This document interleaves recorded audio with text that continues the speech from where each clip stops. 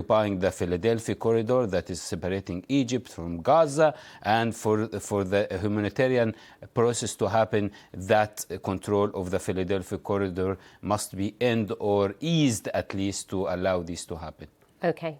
Mohammed, thank you so much for bringing us up to date on some of the details that we do know. You're with BBC News. I'm Sally Bundock. We're bringing you a special programme this morning on BBC One and on BBC News just to bring you up to date on the latest developments happening in the middle of the night, the early hours of the morning, where it was announced by US President Donald Trump that Israel and Hamas have agreed to the first phase in a Gaza Peace Deal. On a post on social media, he writes, all the hostages will be released very soon and Israel will withdraw their troops to an agreed upon line. Normally now you'd be watching Business Today, so we are pausing that programming for the time being. But just to say, I want to tell you, we do have an exclusive interview with Jamie Dimon, the boss of JP Morgan. He spoke to our business editor, Simon Jack. You can see that on our website and the BBC News app, but also it will soon be in the Big Boss podcast, which you can get on BBC Sounds as well. He's got lots of very interesting things to say about the US economy and all sorts, US financial markets. It's really interesting. So do take a look at that if you wish to.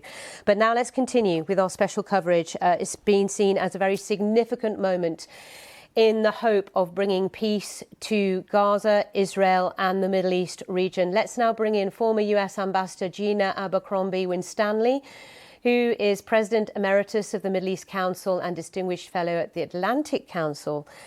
And it's lovely to speak to you, Gina, once again. First of all, can I get your reaction to where we are, this point that we have reached? Yeah, thank you so much for having me, Sally. I'm seeing a glimmer of hope. The most immediate thing, of course, is that the killings stop and that there is relief for Palestinians and for Israelis. Getting those hostages out, all of them, is a huge win for the Israeli people. And then, of course, there is what happens next, because we have been here before. We have had ceasefires.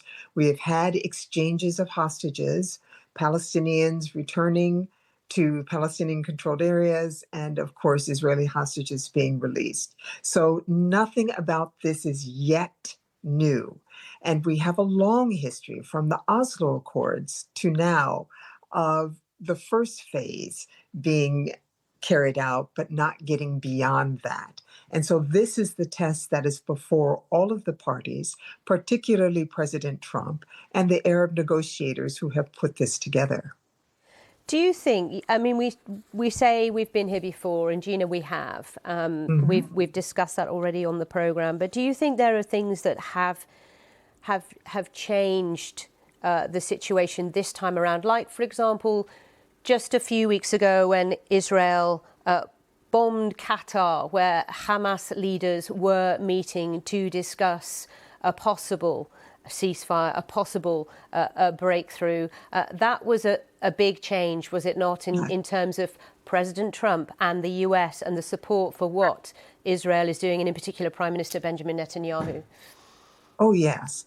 I mean, Israel showed that there was no boundary as to, and the Prime Minister said as much, as to where they felt they could strike at will in pursuit of their enemies. President Trump highly values his relationship with the Gulf states, particularly Qatar and the United Arab Emirates, as well as other states in the region.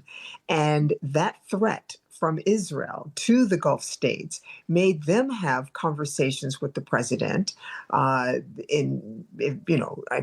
we'd say in the West, a come to Jesus conversation, not entirely appropriate here, but that the diplomatic relationships in the region were now being threatened by Israeli action and how they are prosecuting the war. The president values the Abraham Accords. He does not want to lose those. He does want to expand them.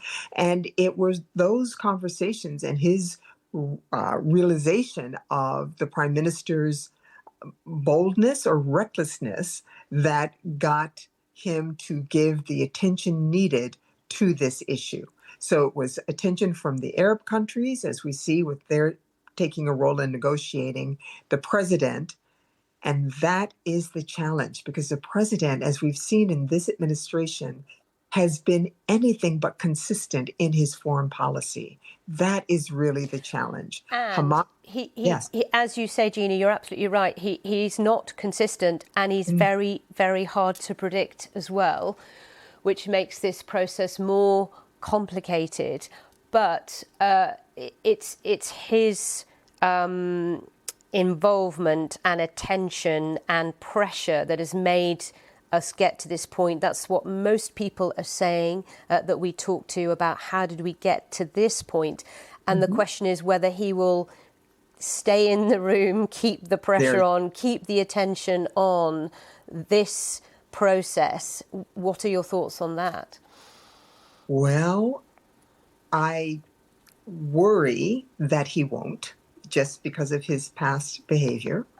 If he does not get a Nobel Prize this coming week, whether that disappointment makes him say, I'm not going to be bothered with this, or does it help him stay focused until next year so that we can get past this first phase and get onto something that truly resembles a long-term peace. But knowing that Hamas does not want to disarm, does not want to give up its governance role in the Gaza Strip, and that the leadership of Israel has been absolutely clear that they are absolutely against a Palestinian state, or the Palestinian Authority returning to control the Gaza Strip, or frankly, Palestinians controlling their own lives.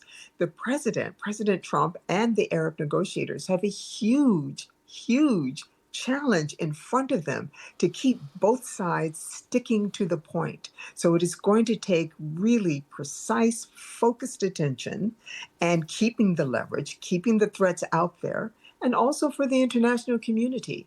A lot of pressure has been put on Israel from around the world. And if everyone decides, we've solved it, and lifts it, then we have a much higher chance of backtracking. Okay. Gina Abercrombie-Winstanley, thank you once again for talking to us. It's always insightful to pick your brains on what is going on. Former US Ambassador and Distinguished Fellow at the Atlantic Council.